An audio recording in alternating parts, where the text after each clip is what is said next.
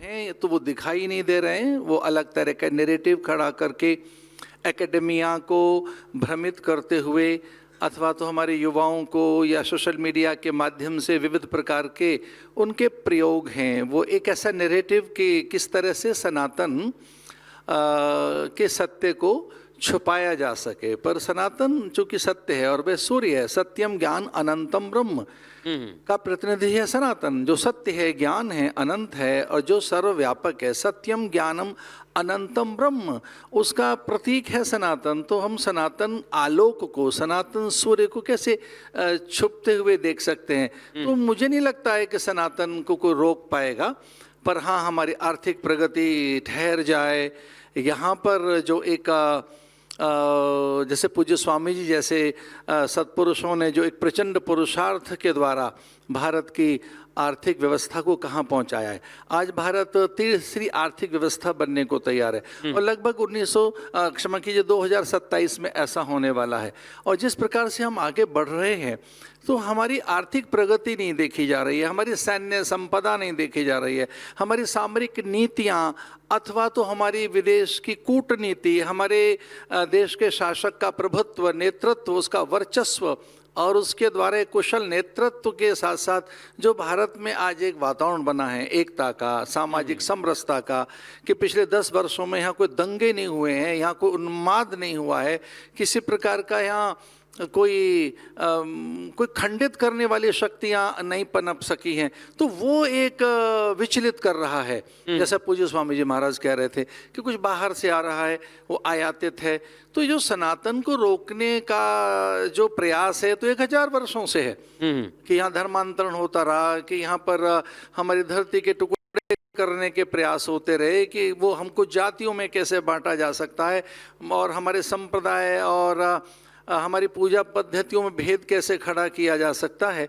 तो ये जो एक अभी दिख रहा है कि सनातन को चारों ओर से लोग घेर रहे हैं, तो मुझे लगता नहीं है कि सनातन का चक्र रुकने वाला है। अब तो भारत का समय आया है, जिस प्रकार से हम औद्योगिक प्रगति देख रहे हैं, जिस प्रकार से संचार की क्रांति, सूचना की तकनीक आज उन्नत हुई है, जिस प्रकार से आर्टिफिशियल इंटेलिजेंस आज उन्नत होकर पूरे विश्व का नेतृत्व करने के लिए तैयार खड़ी हुई है। जब कोरोना में लोग सारा संसार विचलित था, तब हम यहाँ वैक्सीन बना रहे थे, पूरे देश को हमने वैक्सीन दी, हमारे शासक ने, और पूरे संसार को हम वैक्सीन देने के लिए तैयार थे। आज वो औषधियाँ हों, औद्योगिकी हो, प्रौद्योगिकी हो, अथवा वो अनेक प्रकार के उपकरण हों, वो इंजीनियरिंग हो, अभियांत्रिकी हो, उसमें भारत उन्नत है। और वो भारत की उन्नतता, भारत का जो विकास है, जो विशेषकर एक सॉफ्ट पावर बाहर बनी है योग की, आयुर्वेद की, और जो एक सॉफ्ट पावर क्रिएट हुई है विशेषकर हमारी अभियांत्रिकी के द्वारा, तो वो देखकर बाहर के लोग विचलित हुए हैं और अब वो प्रछन्न प्रहार कर रहे हैं। एक प्रॉक्सी वार है और उसको सनातन पर टारगेट को, पर मुझे लगता है कि इस प्रकार के प्रहार, नाना प्रकार के प्रहार झेलता रहा है ये देश और कभी वो सफल नहीं हुए हैं। आज तो हमारे पास विद्या है, तकनीक है, संचार के संसाधन हैं। आज मैं कुछ दिन पहले अमेरिका में था, सिलिकॉन वैली में वर्चस्व हमारा है, नासा में वैज्ञानिक हमारे हैं। और एक विचित्र बात सुनने में आ रही थी उन दोनों की, ये देखिए सनातन धर्म ऐसा है और वहाँ देश ब्राह्मणों के हाथों में है। अरे पर बात ब्राह्मणों की, क्षत्रिय वैश्यों की और इतर किसी की है ही नहीं। तो सुंदर पिचाई वहाँ क्या कर रहे हैं, सत्या नडेला वहाँ क्या कर रहे हैं? सही बात है। तो आज आपके पास में माइक्रोसॉफ्ट में सत्या नडेला हैं या कि सुंदर पिचाई हैं, उससे पहले इंदिरा नुई थी, या कि कौन सी ऐसी आपकी उन्नत व्यवस्थाएं जिनको भारत संचालित नहीं कर रहा है। बिल्कुल। तो भारत का वर्चस्व उनसे देखा नहीं जा रहा है, इसलिए वो सनातन पर एक प्रकार का प्रहार है और ये जो प्रहार है इसका उत्तर देने के लिए भारत तैयार है। बहुत तैयार है भारत। लेकिन जैसा आपने कहा है अवधेशानंद जी, मैं इस चर्चा को आगे बढ़ाता हूँ। चिदानंद महाराज जी, गुरुदेव, यही मैं समझना चाहता हूँ कि धर्म और विज्ञान को समानांतर रूप से हम कैसे आगे लेकर जा सकते हैं, और उसमें आपका आध्यात्म का क्षेत्र, एक छोटी सी बात मैं रखना चाहूँगा।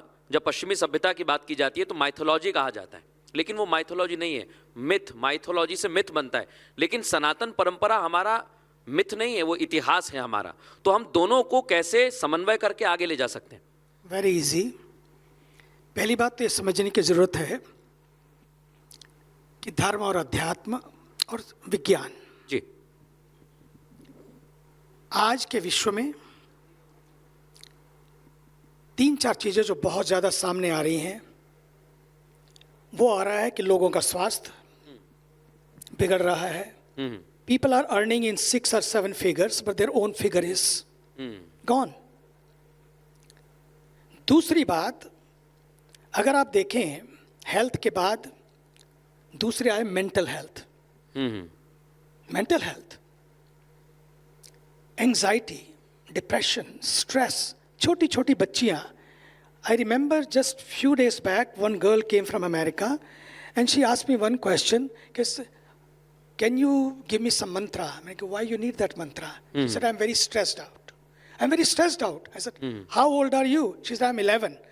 11 साल की बच्ची, उसको लगता है कि मैं स्ट्रेस्ड आउट हूं। क्यों हुआ ऐसा?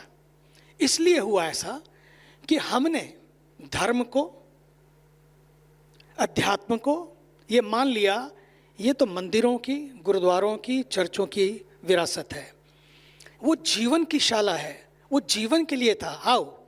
Look at this now.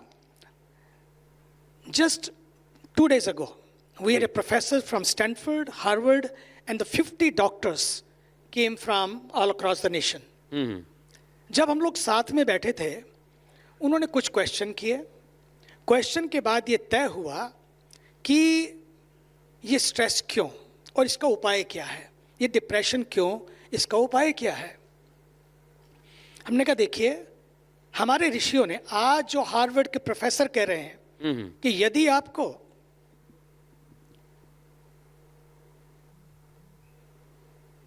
स्वास्थ्य को ठीक रखना है, हार्ट को ठीक रखना है, जो स्वामी जी बता रहे, जो स्वामी जी रोज कर रहे हैं, वो पता है क्या बताने लगे हैं? जी। Just do deep breathing. हमने उसे प्राणायाम कहा, उन्होंने उसको डीप ब्रीदिंग कहा, और it works and is working for everybody. Go to the doctors in America, in anywhere in the world. I was in America meeting. मैं जब पहली बार अमेरिका गया 46 साल पहले, इन पिट्सबर्ग पेंसिल्वेनिया, वहाँ 1000 फैमिली थी, 800 डॉक्टर फैमिली, पति भी पत्नी भी सब डॉक्टर्स, क्योंकि उस समय 3 ही होते थे professions, doctors, engineers and professors, ये 3 ही थे। अब मैं आपको बताना चाहता हूँ तब और आज की यात्रा में फर्क। हाँ हाँ बिल्कुल।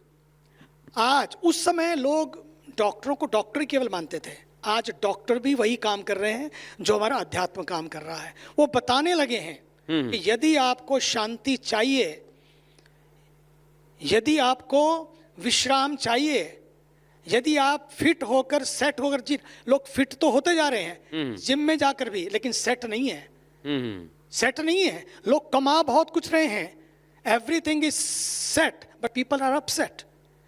तो 2 चीजें हैं। पहली बात, हमारे अभी स्वामी जी बात कर रहे थे आर्टिफिशियल इंटेलिजेंस की। जी। Artificial intelligence is great, super, and we are going to see the amazing result of this in this century, maybe in coming 2-3 years। लेकिन हमारे ऋषियों ने क्या किया, उस आर्टिफिशियल इंटेलिजेंस के साथ साथ उन्होंने कहा ये is great, nothing wrong in it, AI to RI, ऋषिज इंटेलिजेंस। सनातन की यात्रा ऋषियों की यात्रा है, ऋषिज इंटेलिजेंस की यात्रा है। उन्होंने क्या किया, शरीर ठीक नहीं है तो योग करो, यही तो हो रहा है। डॉक्टरों ने क्या कहा, एक्सरसाइज करो। अब वो योग को भी बताने लगे हैं। मन में शांति नहीं है तो उन्होंने कहा प्राणायाम करो, डीप ब्रीथ, और ये डीप ब्रीदिंग पे आ गए। और अब उससे आगे बात, अगर बोले और थोड़ी ज्यादा शांति चाहिए, और इन ये नया इजाद है अभी, हार्वर्ड प्रोफेसर्स भी यही बताने लगे हैं, if you want piece in your life, happiness in your life, happiness के लिए सबसे बड़ा नुस्खा है, उन्होंने बताया है कि आप वॉलंटियर करिए, सेवा करिए। देखिए, वो योग, वो प्राणायाम, वो सेवा कहाँ ले जा रही है आपको? अध्यात्म की ओर। बिल्कुल। इसलिए कोई भी इसमें विरोध नहीं है, विज्ञान और अध्यात्म में कोई विरोध नहीं है। हमारे ऋषि वैज्ञानिक थे, हमारा सनातन वैज्ञानिक है, और इसलिए इस विरोध को ना देखते हुए, लेकिन हुआ क्या, हमारा दुर्भाग्य है, हमारा देश आज़ाद हुआ 1000 साल की स्वतंत्रता के बाद जो हमें पढ़ाया जाना चाहिए था उसे छिपाया गया, उसे दूर रखा गया, और जो छिपाया जाना चाहिए था, नहीं होना चाहिए था, उसको छपाया जाता रहा, पढ़ाया जाता रहा। उसी का कारण है आज मैकाले ने क्या किया।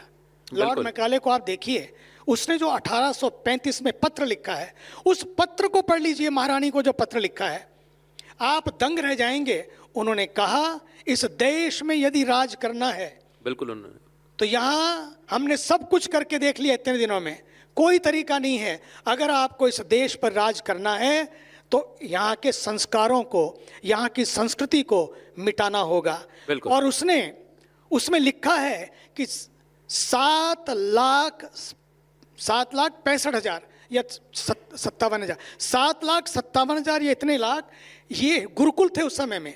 आज क्या हुआ, गुरुकुल परंपरा में क्या होता था, स्वामी रामदेव जी जैसे लोग तैयार होते थे।